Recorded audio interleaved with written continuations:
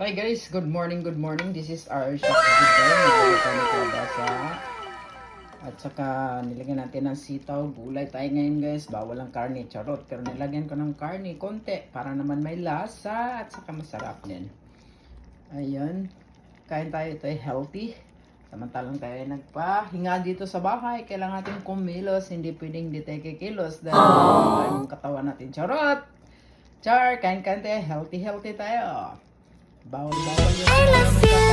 Basta ito ay vegetable. Walang problema. Di baling walang kanin. Basta may gulay. Pangpahaba ng buhay. Charot!